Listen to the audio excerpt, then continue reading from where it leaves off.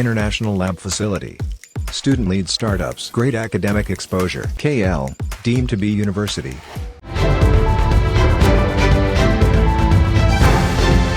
పసిడి ప్రియులకు భారీ షాక్ ఇస్తున్నాయి ధరలు. ప్రస్తుతం బులియన్ మార్కెట్లో బంగారం ధరలు భగ్గుమంటున్నాయి.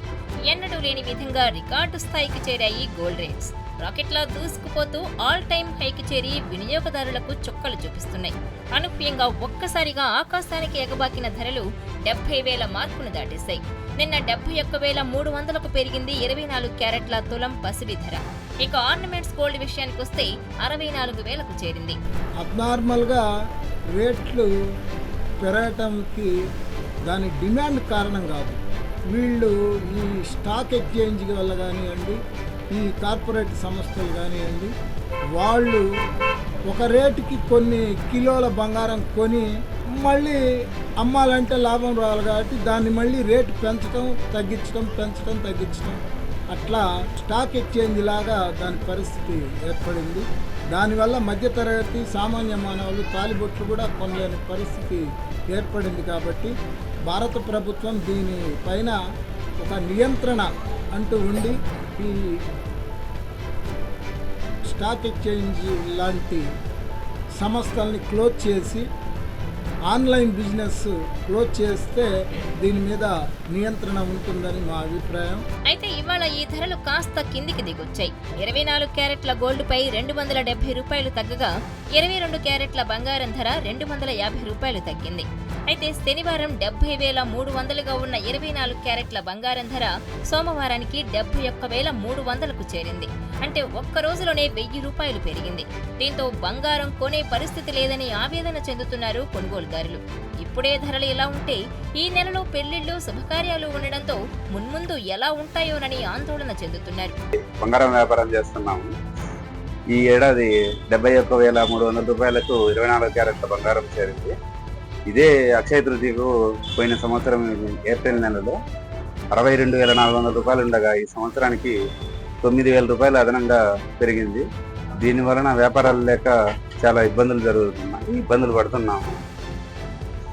పెళ్లిళ్ళ సీజన్ అయ్యి కూడా వ్యాపారాలు లేక ఇబ్బంది పడుతున్నాము.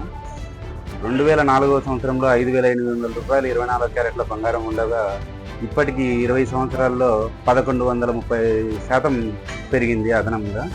దీనివలన వ్యాపారాలు లేక సామాన్య రైతులు బంగారం కొనలేక ఇబ్బంది పడుతున్నారు.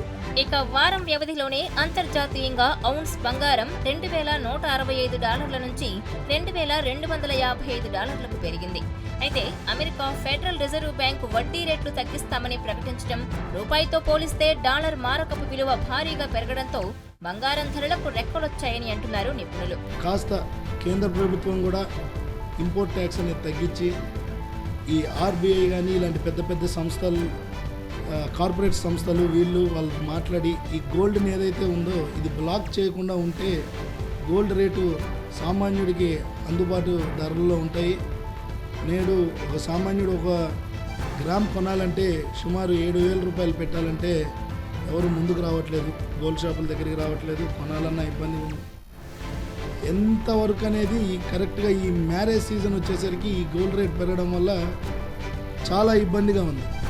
పెళ్ళిళ్ళు చేసేవాళ్ళు కూడా సవర్ బంగారం తీసుకునేటోళ్ళు 3 గ్రాములు 4 గ్రాములు బంగారంతో సరిపెట్టుకుంటున్నారు. వ్యాపారాలు కూడా బాగా మరుగున పడిపోయాయి. ఇదిలా ఉంటే గతేడాది ఏప్రిల్లో అక్షయ తృతీయ రోజున 24 క్యారెట్ల బంగారం ధర 62,400గా ఉంటే ఏడాదిలోనే సుమారు 9,000 పెరిగింది. ఇక 2004లో ఏప్రిల్ 22న 24 క్యారెట్ల 10 గ్రాముల బంగారం ధర 5,800గా ఉంటే ఈ ఏడాది ఏప్రిల్ 1న 71,300గా ఉంది. అంటే 20 ఏళ్లలో బంగారం ధర 1,129.3% పెరిగింది. ఇక వెండి విషయానికొస్తే బంగారం బాటలోనే పయనిస్తోంది. అయితే ఇవాళ గోల్డ్ రేట్ కాస్త తగ్గితే వెండి భారీగా పెరిగింది. హైదరాబాద్ లో కిలో సిల్వర్ 82,000 వద్ద కొనసాగుతోంది. మరోవైపు కొన్నేళ్లలో బంగారం ధర 1,00,000 రూపాయలు దాటే అవకాశం ఉందని అంచనా వేస్తున్నారు నిపుణులు.